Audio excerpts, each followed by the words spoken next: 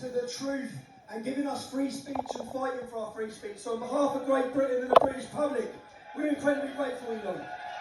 Look at this, Jan. You're most welcome.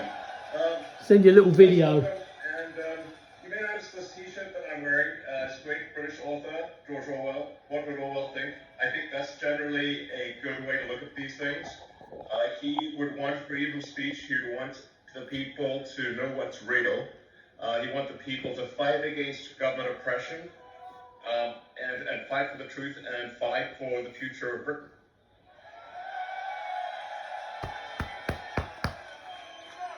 Elon, we are incredibly grateful for your time. We know what a busy man you are. Why is it important for you to be here today speaking at this Unite the Kingdom event? Well, I am of primarily British heritage, British ancestry. I want Britain to be greater than it ever has been.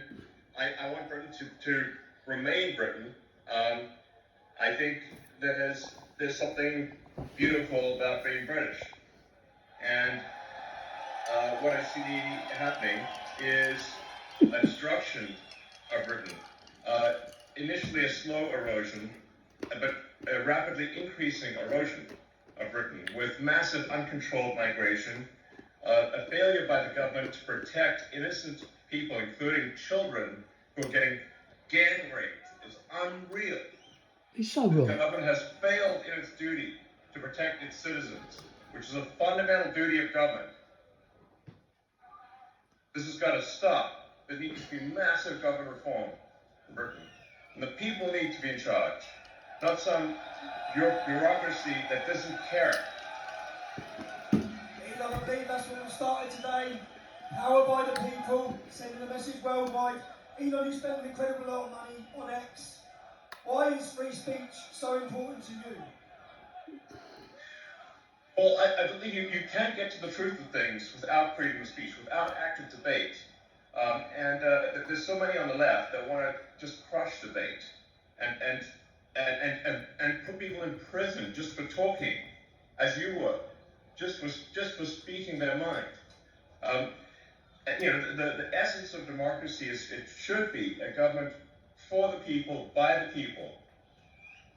And in fact, this is a government against the people and not for the people. This is why everyone is gathered here today, is something's got to be done. This is unacceptable. The government needs to be responsible to the people of Britain. It needs to protect Britain. It needs to protect the weak, those who cannot protect themselves, especially the children.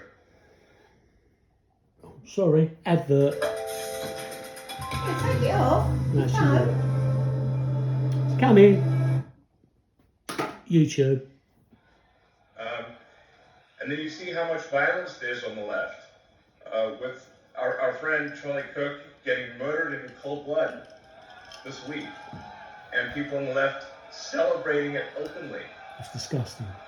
The left is the party of murder and celebrating murder. I mean, let that sink in for a minute. That's who we're dealing with here. That is who we're dealing with. Elon, to so many of the British public who are scared to exercise their free speech, they're worried about being imprisoned, they're worried about being attacked, even to share their speech on your platform of X. What message would you give to them? And the message is really, my message is to the reasonable center. The common sense. So my appeal is to British common sense, which is to look carefully around you and say, if this continues, what world will you be living in? This is a message to the reasonable center, the people who ordinarily wouldn't get involved in politics, who just want to live their lives. They're quiet. They just go about their business. My message is to them: if this continues, that violence is going to come to you. You will have no choice. You're in a fundamental situation here where whether you choose violence or not, violence is coming to you. You either fight back or you die. Oh, God. You either fight back or you die. And that's the truth. Today, Elon, I think the British public are telling the world that they're ready to fight back. Good. Yes. Come on, Great Britain. Ah, You've inspired stop the it there. nation. Elon, you've spoken a lot about woke culture, the woke mind virus, and how it damages innovation and freedom of thought. We know that DEI often sees people getting jobs when they definitely don't deserve them. Do you think this culture is holding back progress in the West? And what do you think needs to happen to reverse it? Yeah. I'm appealing to sort of common sense and fairness. I want to emphasize just common sense and fairness, which is that we should make our decisions based on merit, on how, if somebody is talented and hardworking, then that should be the only means of advancement. There should not be discrimination on the basis of sex or religion or any race or anything else. And what a lot of the woke stuff is it's actually super racist, it's super sexist, and it's often it's anti-religion, but only anti-Christian. Like, well, why only anti-Christian? That's unfair. So this is why, again, my message is to the reasonable middle. Do you not want a world where there is fairness and common sense, and you advance as a function of how hard you work and your talent? Now they're all shit. and your Now he's pleasure. got involved. That should be all that matters. And the woke mind virus that I call it is against all of that. It's wrong. Elon, we hear so much about censorship being pushed by governments and global corporations and organisations. A lot of people don't understand why we're allowing mass, uncontrolled immigration into all Western nations. Do you believe that there are powerful forces outside of elected officials, someone controlling governments, that are trying to control the flow of information, and how do we resist that pressure? I think when you look at the behavior of organizations or people, you have to say, what is the incentive for these organizations? And frankly, there's a massive incentive on the left to import voters. So if they can't convince their nation to vote for them, they're going to import people from other nations to vote for them. This is a massive factor. And frankly, it's a strategy that will succeed if it is not stopped. Thus far, it is succeeding. And you see strong movements to allow people who are not from Britain to vote in Britain, to allow people who are not from France or elsewhere to vote in those countries. And thus depriving the citizens of their democratic power. It's really a voter importation thing. And if they're allowed to succeed, if this is allowed to continue, they will succeed in importing voters, swaying the elections, and taking your vote away from you. That is 100% what is happening. Do you know what's great? The BBC and the mass media cannot control this, can they? I mean, the BBC is complicit in the destruction of Britain. We pay for it, England. We pay for it. Yes. We're forced to pay for it. Do you know they send us to jail if we don't pay for it? You're forced to pay for your own destruction. It's insane. It's unfair. It is wrong. Actually, I'm watching A him. lot of ordinary people that are here today, they feel ignored, they feel censored, or they're labelled just for speaking up about their legitimate fears and concerns in their communities. Do you believe technology, like X or even AI, can finally give power back to those people? Or do you think it'll make censorship worse or even automate it? I mean, that's a complicated question. It really depends on what government is in charge. The government can obviously use whatever powers are available to suppress the people. And so I really think there's got to be a change of government in Britain. And you can't, we don't have another 4 years or whatever the next election is. It's too long. Something's got to be done. There's got to be a dissolution of Parliament and a new vote held. And really what matters is rallying the people of Britain, really getting the people of Britain to get the message out there, talk to your friends and family, and build a massive power base among the people.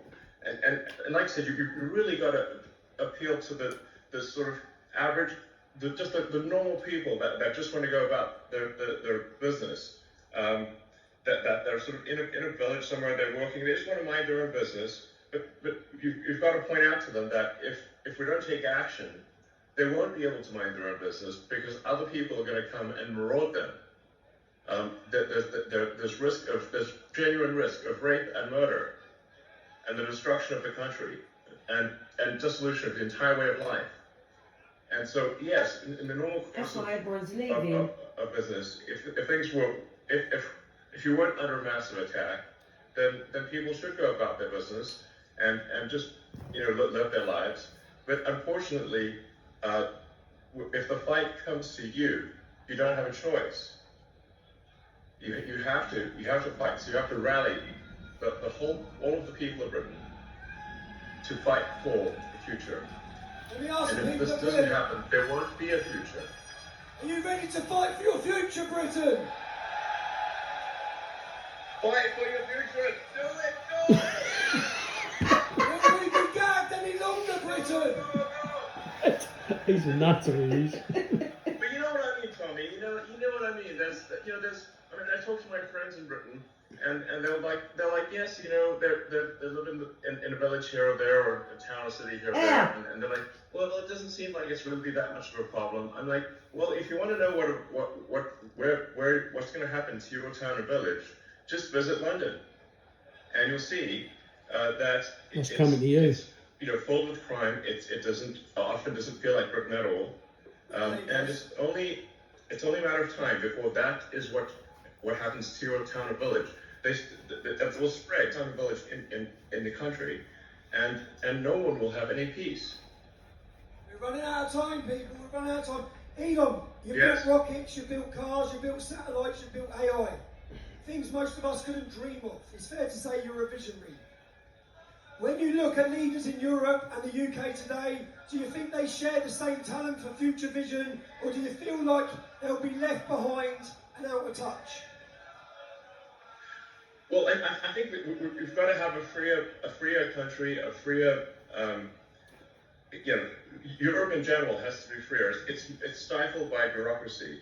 I think it's good that Britain left the EU because there's just too much bureaucracy in the EU. But frankly, instead of really going down a path of personal freedom and deregulation and getting rid of these stifling regulations, unfortunately, the British government has pretty much stayed on par with the EU, if not in some ways made the stifling regulation worse.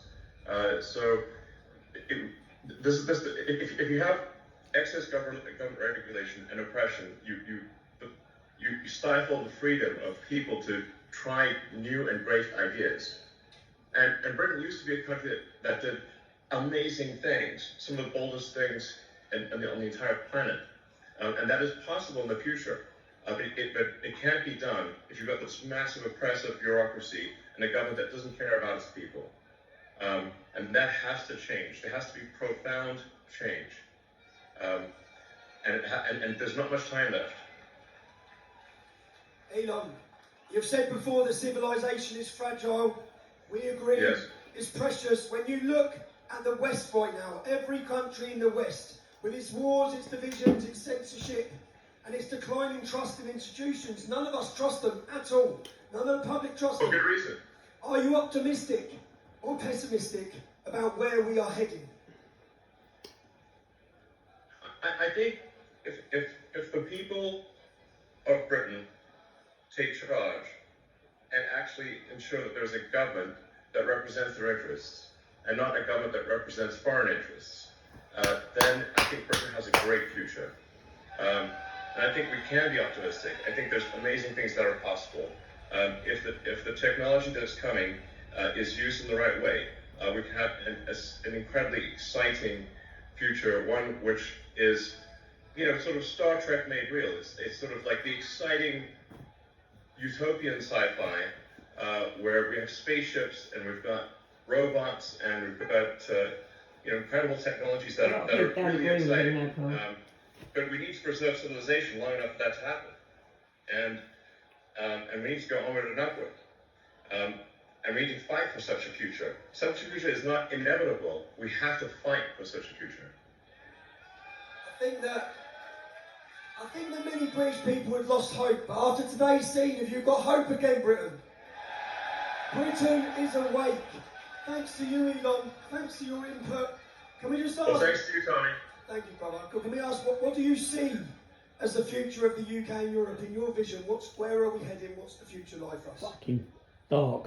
Well, I think there needs to be a future where the people take charge, where there's deregulation, a massive reduction in bureaucracy, and generally a new hope, where people look forward, wake up in the morning, look forward to the future. They're excited about what's going to happen next. But we must have revolutionary government change for that to occur. And this is not ordinary course of business sort of stuff. This really requires everyone to sort of marshal the people, so to take charge, reform the government, How are they and going to make cover sure this that on you actually have a government. mainstream They won't put it on. TV? They won't put it on. Oh, That's the fuck step. off. How can you And ignore it's not- Elon Musk? See down the bottom? We're Yeah. on the road. Dan Watton and Katie Hopkins. Race. Katie Hopkins. And that will be decided only in a matter of years. And we must take the path to greatness. And that's the path that's exciting and inspiring and will make life worth living.